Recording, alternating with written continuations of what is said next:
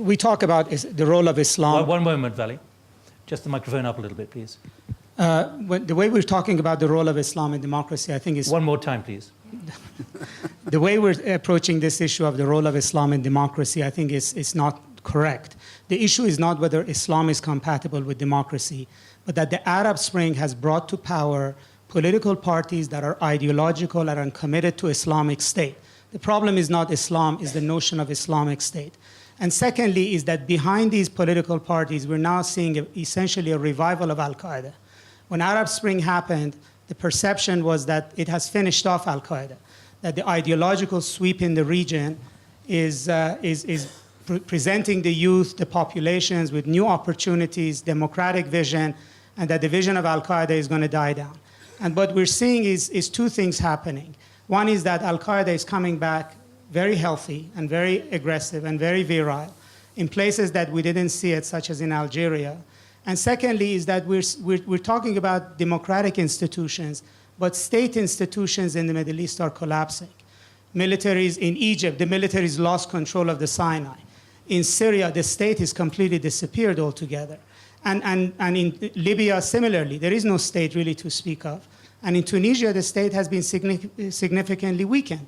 And we can debate about the politics of democracy, but the reason why I think democracy is in trouble is because of the rise of extremism, collapse of state power, and the fact that political parties are taking over whose ideology has no commitment to democracy. Abu Musa. I believe what Nasser said is right. The Qaeda is a phenomenon by its own. It does not represent Islam or the way Islam or Muslims are being governed. We, in fact, most of us hate what the Qaeda is doing. And now we will have to stand firm if they are going back to their practices in disturbing societies. The Islamic religion has nothing to do with this, and at the same time does not contradict democracy. And I must underline that when we talk about Sharia, all of us, from all walks of national life in a country like Egypt or in the Arab world, we do that out of respect to our Sharia. But we differ about certain interpretations and certain extent, the extent to which we would carry the effects or the influence of this or that rule into our lives. Ahmed Davutoglu, Turkey is being very assertive in so many of these countries with money, with political contacts, with support. Is part of your reason for doing that to prevent this kind of move towards extremism, which Vali Nasser has so eloquently just highlighted, which is so much sharper today than probably we would have been discussing 2 or 3 weeks ago before Mali and also Algeria? Nasser's approach and analysis. Today, what we are facing in our region is, during this transformation, the state structures are dissolving and getting collapsed almost. Therefore, from the very beginning of Arab Spring, we had a clear strategy. We said, during the transformation, we will support the demands of the people everywhere, and we will use diplomacy for this transition. After transformation after election, we decided to have special relations with these countries, and we established high-level strategic council meetings with Egypt, Tunisia, Libya, and now we are preparing for Yemen and Morocco as well. High-level strategic council meeting means all ministers are meeting together, co-chaired by 2 leaders, and we are matching these ministries, and usually the other side requests from us about our own experience, how to reform health system, how to reform financial system, how to reform educational system. In the last 10 years, we made many reforms, and we are sharing our experiences. Delegations are going and coming. Just to give an example, in Cairo now, we are trying to share our experience for municipal administration to clean the city, because daily life of the people should change. There should be a visible change in order to make democracy successful. Therefore, we made 2 agreements with Tunisia, and we gave $500 million, 100 million donation, the rest soft loan. With Egypt, $2 billion as a financial assistance, as soft loan. We will be doing more, but more importantly is to exchange the experience in order to make these new democracies a success, especially Egypt. Egyptian democracy must be successful, otherwise we will be facing much bigger problems. Therefore, Turkey will be supporting all these, not only by word or by statements, but on the ground to work together to reform the system. Nick, yeah, I think it's great what Turkey is doing to help with institution building. It's hugely necessary, but it's not sufficient. The sufficient thing for any functioning democracy to be sustainable is trust. I trust that if I elect you to office, you'll vacate office, when I leave. It's not rule or die. And because of the way democracy came in these countries, in this very abrupt way, okay, and in places where there has been no Mandela and no midwife to mediate the trust between different communities that were kept, in many cases, in fear of one another. And I always go back to the movie Invictus, if you've never seen it, a great Hollywood movie about Nelson Mandela. And there's just a wonderful scene in the beginning where the new head of sports, Ministry of Sports, for the ANC, new Mandela government, they want to change the name of the national rugby team, most important sports team in South Africa, from the Springboks, which was the name of the white regime. They wanted to give it an African name. And Nelson Mandela lectures his followers and says, no, we're not going to do that. We must surprise them. We must surprise them. And I guess what I missed most in the Arab Spring, nobody has surprised me. Morsi never came out and said, you know what? Didn't he surprise you when he suddenly announced taxes and what he was going to do last November? No, he didn't surprise me in the evolution of the Constitution, as he said, which to me is so important, that when you don't have trust, that everyone agree on the rules is really, really important. And he, I think, could have bought himself so much space and time had he come out and said, I've heard you. I've heard your concerns. You know what? Let's take 3 more months. We're a country of 5,000 years. Let's take a few more months and write this constitution in a way that everyone will feel embraced of it. Amma Musa, let me be clear after what Vali Nasser has just said, and others are saying as well. If the next generation can't get work, the young men, the young women, if the reserves run out in Egypt because the economy is collapsing, do you fear, for example, that there will be a drift towards extremism in the new democracy or not? Yes, certainly. But I want to make an observation. I believe it is necessary to comment on what my friend Ahmed was just saying. The relations between Egypt and Turkey are very strong and are due to be stronger and stronger. This is a country that we love, and they play in a very soft way as compared to the Iranian rough way. But anyway, what I want to say is that the help, the policy, the active policy towards Egypt should be between Egypt and Turkey and not between the party of Adala in Turkey and the party of Adala in Egypt. Egypt and Turkey, not the parties, not the affinity of policy, but the necessity that both countries become allies, good friends, and can serve the region and stability in the region. Let's move on with some other points. Giorgio, you were foreign minister of Singapore until a couple of years ago. There was an election in Singapore. You're no longer foreign minister. I've heard you talk about how quite shocked you were about the impact of the next generation on a political change in a place like Singapore. What have you learned as a former politician now about the ability of politicians to cope with this change in the democratic framework? Well, democracy as a broad movement is unstoppable. But we shouldn't make it into an ideology. The test is whether we achieve good governance. And whether or not we achieve good governance, which is the point Amr Musa talked about, depends on how we adapt democracy to specific situations. You cannot disregard Islamic values in Islamic society. It's just not possible. And in a country where there are tribal, ethnic, religious differences, these have got to be taken into account. If you just implement a simplistic one-man, one vote, then the minorities will feel that democracy is oppression by the majority. So in the end, you need democracy with Arab characteristics, you need democracy with Myanmar characteristics, you need democracy with Chinese characteristics. So I think the granularity at which we analyze democracy and its specificity. What have you learned about the ability of the political class to adapt to this immense new pressure from the street? Well, technology, the social media, the internet have altered power relationships between individuals, among human beings. And because of this, old structures everywhere are being corroded away. And democracy is easy when you are tearing down old structures. It's much more difficult when you're building new structures to look after the livelihood of ordinary people. And I think Arab society is going through maybe an accelerating first phase, but the next phase, the construction phase, would be hard work, and it won't be so simple. And unless the processes adapt itself to specific circumstances, you'll run into a lot of trouble.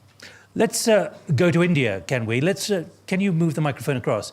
Let's go to India now, to Ashni Monod, because obviously India, the biggest democracy in the world, but many people feel that the Indian democracy is failing at the moment. Well, recently we've seen a lot of people protesting in India, a huge explosion of democracy and expression of it. People protesting against violence against women, but the government has stuttered and has maintained silence and hasn't responded adequately to these issues. So my question would be, how do we get governments to deal with women's rights and issues and freedom in the developing world, without which we cannot even consider it to be a true democracy? This business of whether the political class can handle the enormity of what is expected from the street. Foreign Minister. Yes, just to respond in half a second to what Amr Moussa said. Yes, it is a relation between Turkey and Egypt. Whoever wins election in Egypt and sit in Cairo as government, they are our counterparts. And our main goal as Turkey is to make success stories in new democracies. And everywhere we will be cooperating together, shoulder to shoulder, with all the new democracies in the region. But that's why I'm pressing you on this point about whether the political class who are in power can adapt to what is expected of them. Yes, this is a big challenge. The challenge is between the old attitudes, because bureaucracy is still old bureaucracy. There is a new political elite coming. There are demands from the people, and it is the ability or inability of this new political elite to manage the old attitudes of bureaucracy and the rising demands of the people. And there will be a new, therefore I say psychological threshold is over. But now there is a huge challenge to change the attitudes, to break the resistance of bureaucracies, old bureaucracies, and to make them more reformist. Reformism starts from mind, but goes into the institutions. So Navi Pillay, when you go around to countries trying to persuade them, they've got to change their attitude, particularly on human rights. Do you still feel there's this enormous resistance to this new inevitability? Yes, there is, but I would like to say that democracy is not a quick fix, and therefore we see challenges even in old, well-established democracies like India. But the fact that there were these huge street protests is a demonstration of democracy.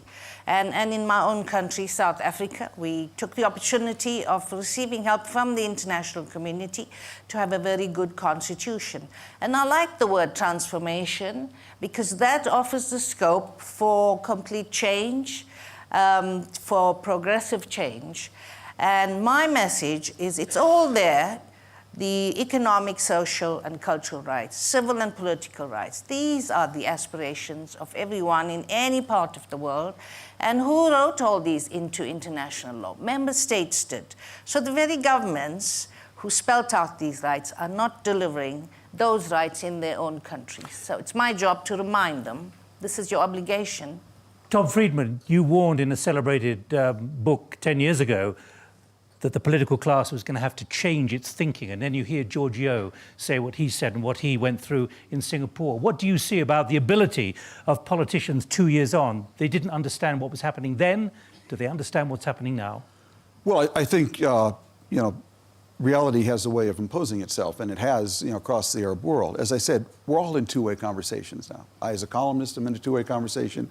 President Obama's in a two-way conversation. No more one-way conversations, just top-down.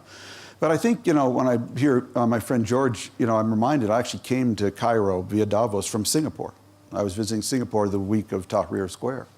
And I felt like I'd come from a country where on any given day, the entire government can be debating how better to teach fractions to third graders.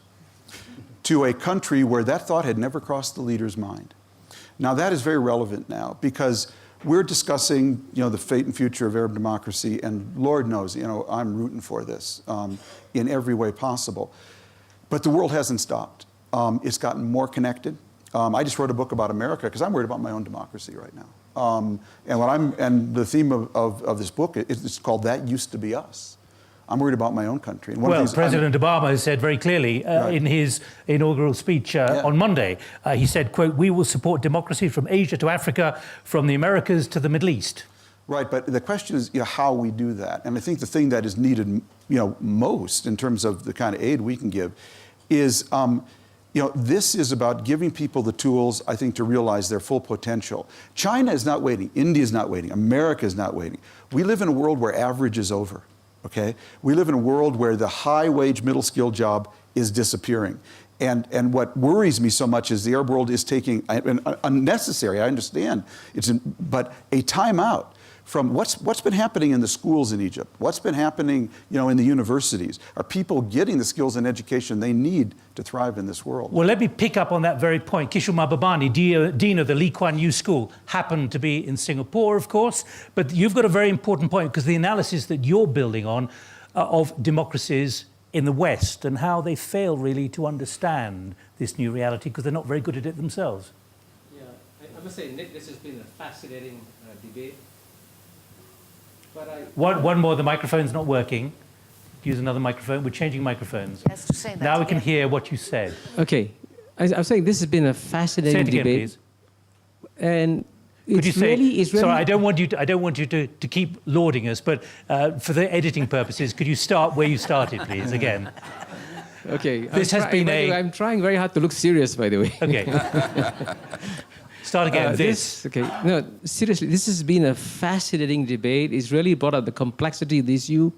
But one dimension that's really sadly missing in this debate is that while we all of us agree that democracy is the best form of government, but Winston Churchill also warned us that democracy is the worst form of government except for the alternative.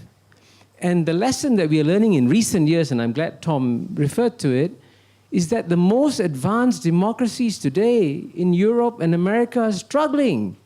And it's amazing that the United States of America, which used to be the beacon of democracy for the world, is now caught in this amazing political paralysis, and it can't make fundamental decisions about debt, about fiscal balancing, because of a total polarization. Now, what's going wrong here?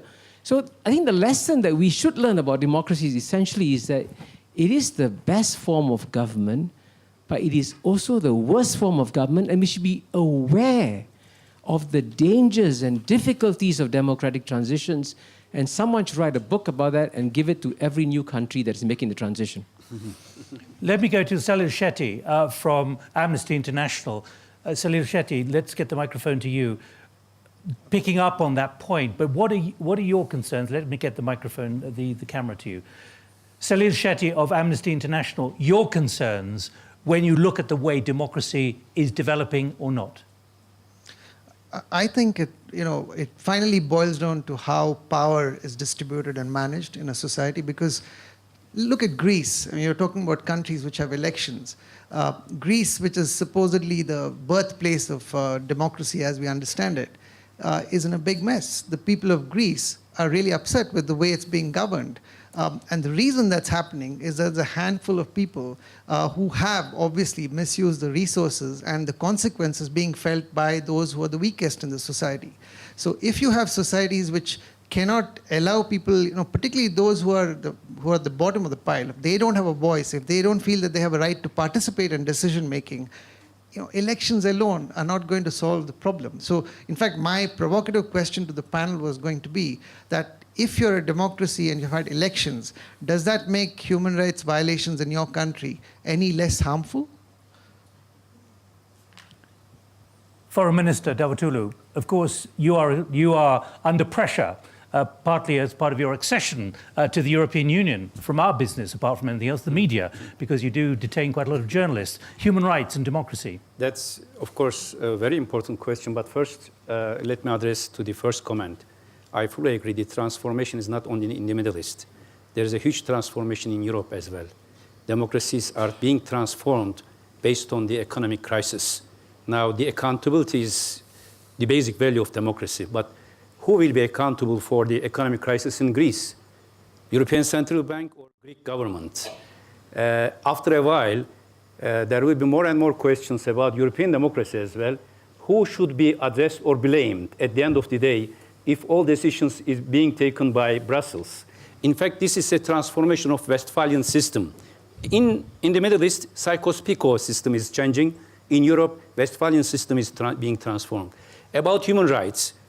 And Turkey. About human rights and Turkey.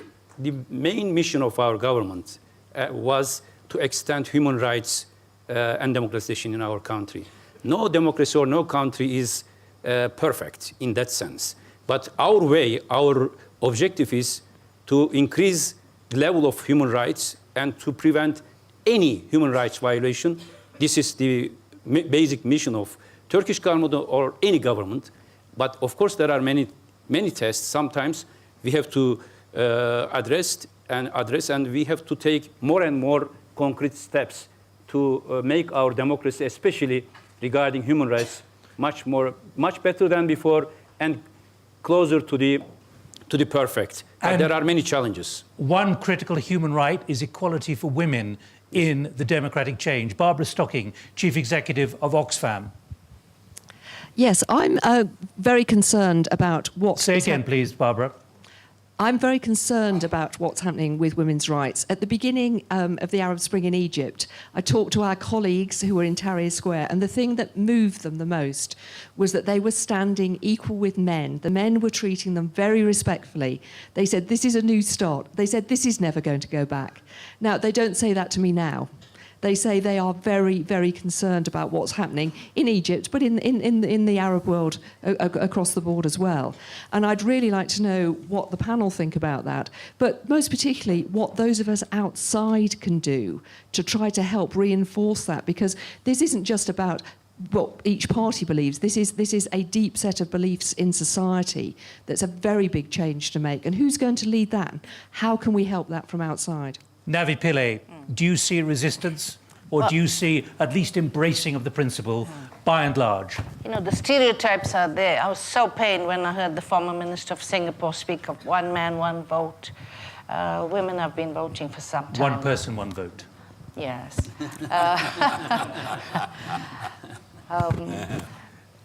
What the international community can do is sustained assistance. International NGOs, for instance, Oxfam, Amnesty International, Human Rights Watch, can play such a role in strengthening national human rights activists so that they could speak for themselves. Whether a woman follows a particular religion, no religion, or comes not a developed country, pain is pain. They hate to be beaten, and they want equal salaries for equal work. So the claim of rights is the same, but they need to learn to articulate this for themselves and to convince their governments to give them participation in the decision-making process. And finally, Amma Musa, do you fear what Barbara Stocking is saying, that actually the equality of women is beginning to slip in the democracy you're seeing developing in your country? Quickly, please. Yes, indeed. We need to do more. And the Constitution did not succeed in assuring women of their equality with men. And that's why we left the Constituent Assembly. That's why we protested. We have a distance to go, but we are not going starting from scratch. Egypt has a lot of rights for women, jobs for women, contribution of women in the society, but we are still in the first 50%. We want to cross the threshold and move on. And through the Constitution, that's why we are asking for an amendment for the articles dealing with women in the Constitution. Amma Musa, thank you. Let me just quote to you one email that we've received during this debate. Democracy is not instant coffee. Democracy will not win unless it's inclusive, serves its people, and is just. And I can see everyone nodding at that point. Thank you all very much indeed. 2 years ago, here in Davos, the meeting became mesmerized by the extraordinary events in Egypt and Tunisia. 2 years from now, will there be less or more democracy in North Africa, the Middle East, and right across the world with other nations where authoritarian leaderships are out of touch. Well, that's it from this BBC World Debate. Thanks to our panel, to all of you who have contributed your thoughts and questions, and many more I know had ideas, and our global audience around the world on television, radio and online. What is clear is that the journey to democracy will remain difficult and unpredictable and is far from guaranteed. From me, Nick Gowing, here in Davos at the World Economic Forum, thanks for joining us. Bye-bye.